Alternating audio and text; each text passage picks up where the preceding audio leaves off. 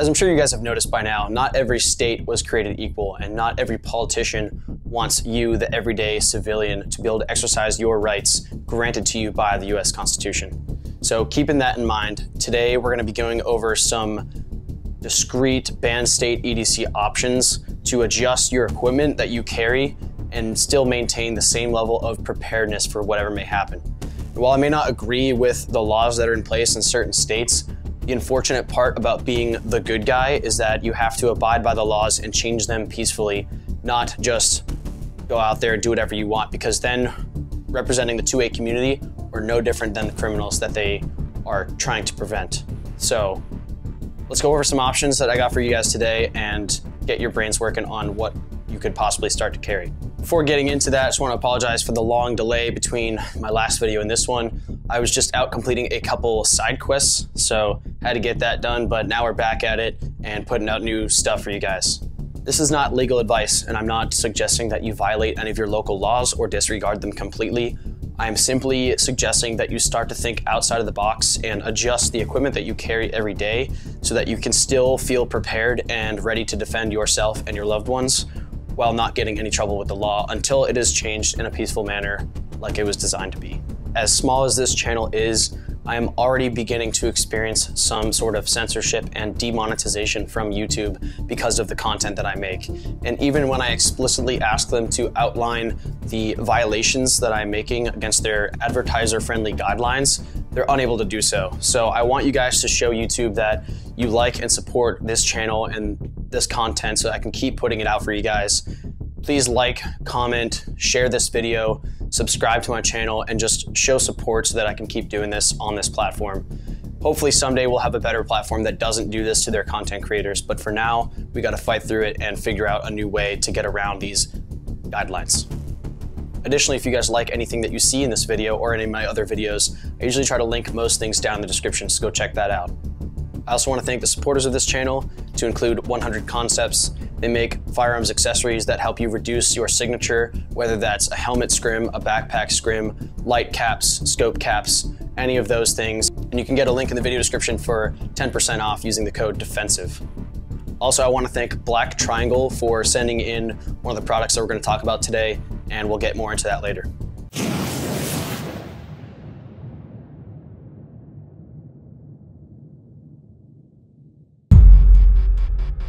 All right, so the first topic I want to talk about is firearms. And I know this isn't quite covering the banned state EDC that you see in the video title, but I quickly want to cover this because it is important to know that for the states that do have constitutional carry, you can go from your home state to that state and have no issues whatsoever. And that's something that a lot of people are not quite familiar with because frankly, the government doesn't want you to know you can do that. So check out some websites like USCCA. They have a reciprocity map where you can check which states will allow you to carry in that state, provided you either have a permit in your home state or that you have constitutional carry in your home state. So check the reciprocity maps and you still might be able to carry in states while traveling, or just if you have multiple residencies in different states.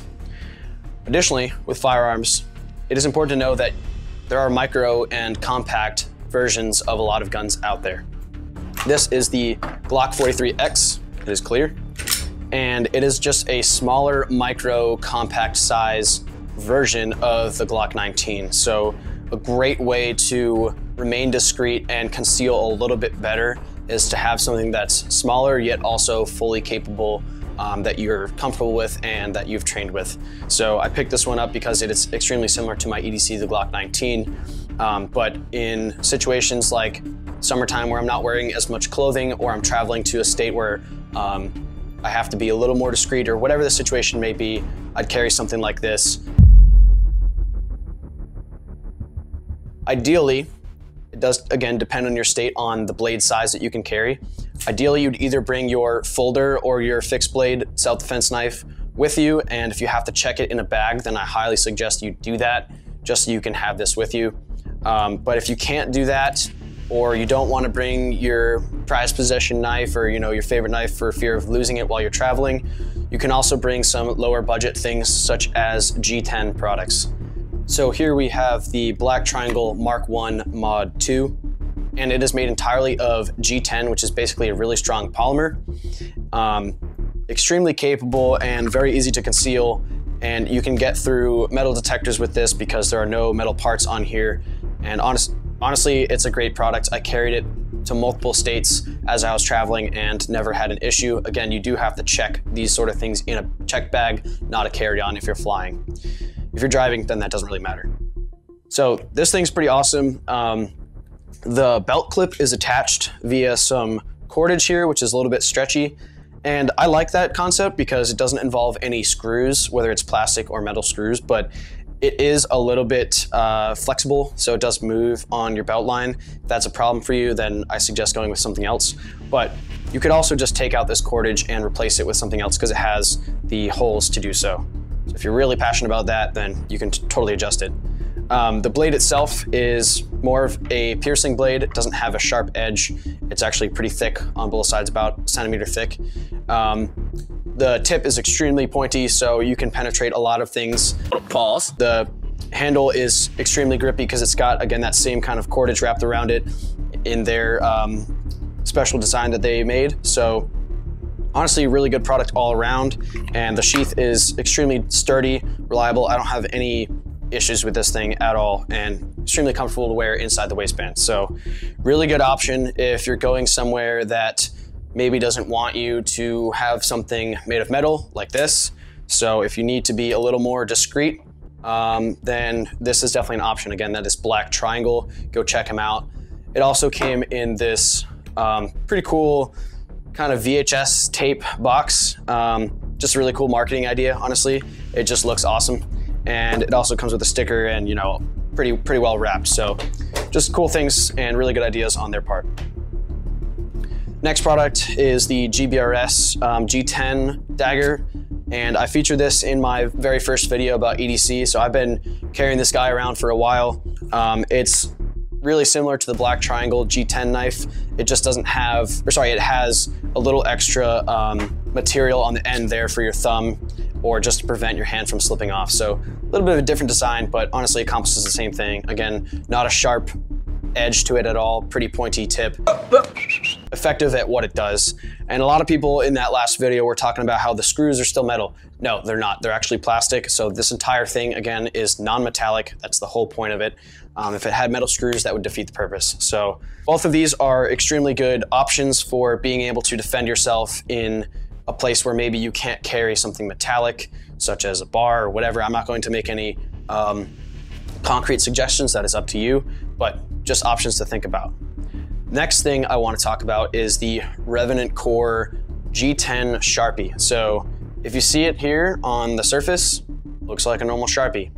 Even says Sharpie on it. It's got all the same logo and kind of design on the outside. And then on the inside, it is a G10 shank, if you will. So super good option because to a unsuspecting observer, it doesn't look like anything at all. And you can just keep this in your pocket and no one's gonna think anything of it if it falls out of your pocket or someone sees it.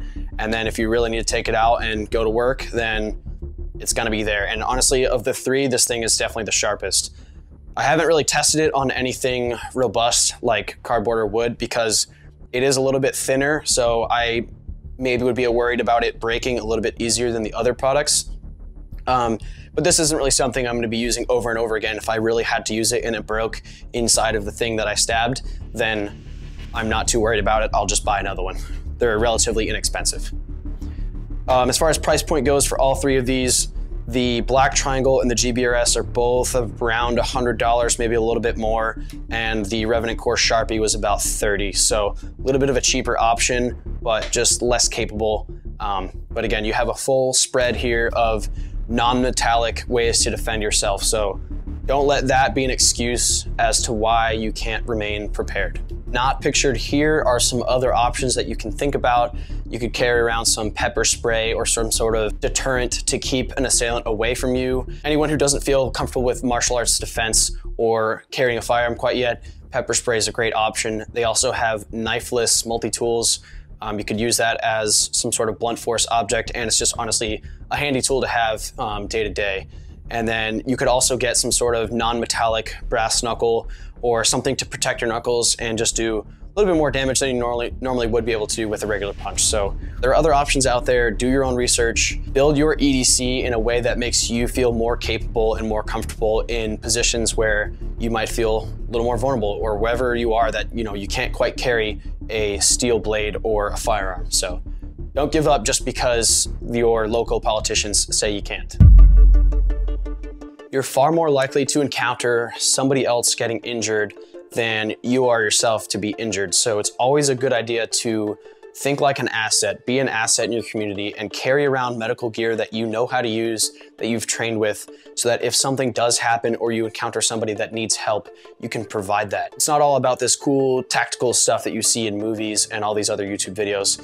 A lot of it is about just being prepared for whatever may happen. And in these chaotic and uncertain times, you gotta be prepared medically. So here I carry on me every day the Snake Staff Systems ETQ, the narrow one, which is about the same size as a pistol magazine. So really not much to ask to keep this in a pocket. I would highly suggest one of these. They're about $30 and it's definitely worth the money. I keep it in this little sheath from Benchmade, where I got the mini boost from, and just to protect the Velcro from getting roughed up inside my pocket. But honestly, it's easy to remove and I have this at the ready. Over here, I also have the wide version that I keep inside my Eberly stock bando bag, which I'll go over in a little bit. This is the exact same thing, just a little bit wider. I think it's about an inch wide, a little more of a better option in terms of tourniquets and their effectiveness. So you could either go narrow for your pockets or wide if you're keeping this on your kit or you just want to feel more capable. Also, I keep this Ziploc bag of some more medical gear. And a lot of the medical stuff that I carry on me is surrounding massive hemorrhaging or bleeding. And that's just because some of the things I'm carrying may cause that to somebody else. So I'm assuming other people are gonna be carrying similar self-defense items, and I might encounter some bleeding here and there, or somebody else that is bleeding. So I have some combat gauze, a chest seal, the hyphen vent dual pack, and then some gloves so I can work on somebody and not give them an infection. Other options you might be able to carry are a SAM splint for broken bones or injured joints. You can also carry just regular Band-Aids and things to just handle every day, but having something on you in a bag like the Eberly stock bando bag is a really good way to feel prepared as you travel and not just be a liability. So again, like I said, I keep a lot of this stuff, the medical stuff, the wide ETQ, and my black triangle inside the Eberly stock bando bag. I'm also looking at getting a trigger guard for the 43X so that I can keep it inside of here. But for right now, I just have it in an Incog X, which doesn't actually fit in the bag in the holster. And it's not a smart idea to keep a loaded handgun without a holster inside a bag because you're not protecting the trigger well enough. So I've had pretty good experience with the bando bag so far. I've been testing it out for about a month now. Haven't had any issues with it. It's extremely light, extremely comfortable. It's got 3 kind of storage bags. One of the zippers, I attached some 550 cord to make the pull a little bit easier to open in preparation for having the 43X inside of there. And in this main pocket, you have a Velcro back panel with a little bit of a Velcro strap here to retain your firearm. Again, that's not quite good enough, so I wouldn't suggest that on its own. I would definitely get some sort of trigger guard holster to keep in here, but that's eventually the plan, is have the 43X go in here when I'm out on a run or not wearing pants with the belt loops or something like that, and I want to bring my 43X with me. This will be the go-to. For now, I keep the black triangle G10 blade in here. It fits just fine, and I strap those elastic cordage in there so that when I draw it, the holster stays in and the blade comes out. It also has this pretty big pocket here where I keep a lot of my medical gear. Oh, I also forgot I keep trauma shears in here so I can cut somebody's clothes off if I need to. So that's one more thing. But in this main bag on the top here, you can see a tourniquet strap, and the wide ETQ slides in there pretty well. It was a little difficult to do with the exposed Velcro. So again, that sheath helps it slide into things like that pretty easily, and you can take it out just as easy. So a couple things I had to do to make things work, but it's working now. It also has a mesh Velcro pocket where I keep all of my medical gear. And then the front of it has 2 smaller pockets where I keep just an extra Benchmade mini boost and my Olight flashlight. Just a good idea to have an extra of those 2 things hanging around in case you lose a flashlight, or you lose your blade or can't bring it somewhere or whatever. When I was traveling, I would check this in a larger bag, and then I would use it when I finally got to my destination. So lastly, it's got a little bit of a front pocket here. I just keep it empty just to throw keys in there or something, but I'm sure you could fit some more medical stuff or honestly whatever you want. But so far, great bag. Check out eRelease stock, pretty good products. Just more options to think about as you travel. The last topic I wanted to talk about was inspired by one of my buddies in the Army, and it's not gear related at all, but it's still EDC and mindset related, and that is physical fitness. You can use your physical fitness and your training as a facet of your EDC. And what I mean by that is training, working out, preparing mentally for things like this, that is part of your EDC. It's not all about just having the cool gear and feeling invincible because you carry a firearm. It's also about working out, staying in shape, training, and getting to know how you react to stressful situations. Carrying all this stuff is definitely a plus, and it's definitely necessary in my mind, but you also have to train with it. You can't just carry it around and feel like you've done it, you've done it all. Treat working out and thinking about these situations, planning ahead for stuff like that as part of your EDC. It's equally as important.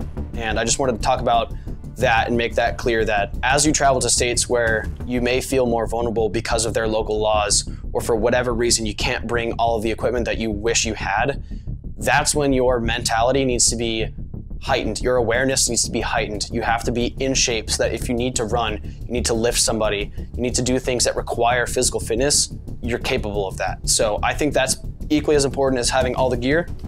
Make sure you're getting out there and training. You're talking with your friends. Hey, what do we do in this scenario? In this case of emergency, what's my plan? All that stuff, that's equally as important, if not more important than having the right gear. All right, guys, that's gonna do it for today's video. But I just wanted to talk about this because I was traveling a lot recently and I was getting some questions like, hey, what do I do if I can't carry a firearm or can't own a firearm in my state? I would say, first of all, you still can apply for that state as a non-resident or even as a resident, and I would highly suggest that. I know a lot of people are frustrated by the gun laws in their home state or in states around them. And while I'm frustrated too, I don't agree with any of them. I think it's important to be able to own and carry a firearm. So even though you may shell out a few extra bucks or have to go through with the licensing and permitting process, I think it's worth it, even though it's frustrating. And then as a community, we can work towards changing that and getting all states to be where it should be, which is constitutional carry. But for now, being the good guys, we need to abide by the laws that we're here to help protect and make sure that we don't fall into the category of also being a criminal. So that's my first suggestion. Also, I just wanted to talk about some of the other options so that you guys can think about what you have available to you, even though you may not be able to carry the things that you would like. So if you liked some of the ideas in this video, please like, comment, share this with somebody, subscribe to the channel for more. The support goes a long way, and like I've already talked about, YouTube is already doing their work, already trying to censor and limit my monetization, even though nothing I talk about is illegal or out of bounds. I talk about a lot of very tame topics, and I think that they're just doing what they do to other content creators and limiting what kind of stuff we can talk about, which I absolutely do not support. So please show YouTube that you guys like this content, and I'll keep pushing it out for you. Thanks for watching. Catch you guys in the next one.